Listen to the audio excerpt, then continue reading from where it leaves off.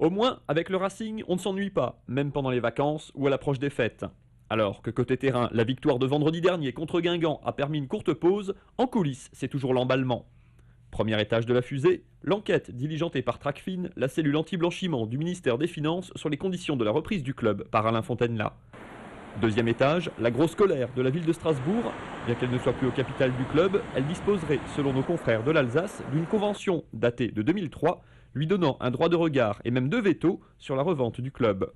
Ces dispositions n'ayant pas été respectées ces derniers jours, la ville pourrait attaquer le processus de rachat d'Alain Fontainela, affaire à suivre.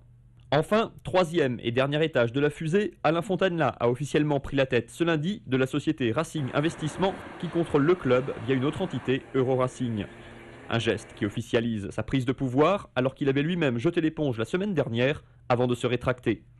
En clair, Alain Fontainela est plus que jamais le patron du club, mais ses intentions à court terme restent floues.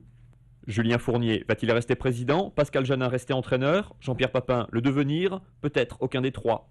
Dans le doute, actionnaires minoritaires et investisseurs locaux tentent de se mobiliser pour monter un projet de reprise au cas où Fontainela remettrait le club en vente. Au cœur du dossier, on trouve notamment Jackie Kins et Dominique Pignatelli, deux actionnaires minoritaires du club, mais aussi des noms comme Roland Veller, Frédéric Sitterlé ou Robert Laure. Pas facile, dans ce brouillard, de tenter d'y voir clair, les hommes se jaugent, comptent leurs économies et cherchent un compromis. Roland Veller, président il y a une douzaine d'années, est prêt à repartir au feu. Enfin, moi je dis, pour le moment, je suis prêt à aider s'il y a quoi que ce soit pour remettre effectivement ce club de nouveau à sa place qui devrait être la sienne. Veller serait prêt à mettre autour de 2 millions d'euros dans le pot en s'engageant à court terme, sans prendre forcément de grosses responsabilités, mais sans faire de chèque en blanc non plus. Selon lui, les négociations avancent très lentement et le temps presse. C'est très court parce que, vous savez, jusqu'une décision doit être prise, même si elle est rapide, je vois mal comment ça peut se décider avant tout de suite début de l'année. Hein. Et pourtant, il faudrait que ça se fasse rapidement. Le calendrier, avec les fêtes de fin d'année, n'arrange évidemment rien. Alain Fontainela avait donné jusqu'au 24 décembre aux actionnaires minoritaires pour lui faire une offre. Seconde échéance, le prochain passage devant la DNCG, le 6 janvier, où le club, quel que soit son représentant, devra fournir des garanties financières à la Ligue pour prouver sa solvabilité à très court terme.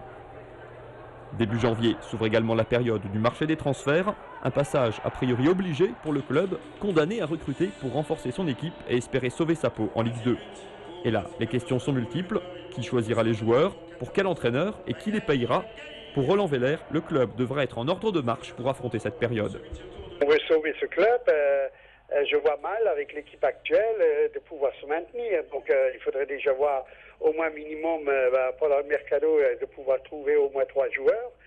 Même si c'est que des prêts, mais il faut renforcer cette équipe. Et qui va le faire dans l'immédiat? Dans l'immédiat, nous, on n'a aucune force. Hein.